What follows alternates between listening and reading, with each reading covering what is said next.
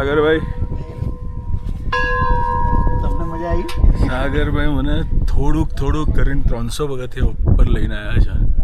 છે અને જે સરસ વ્યૂ છે અહીંયાથી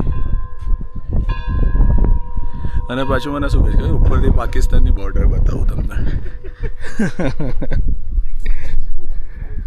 વર્થ કમિંગ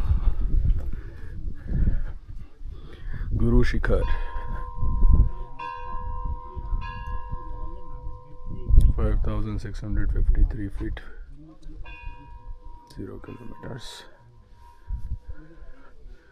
અહીંયા ઈસરોનું સેન્ટર પણ છે यहाँ पे इसरो का सेंटर है PRL breathtaking view यार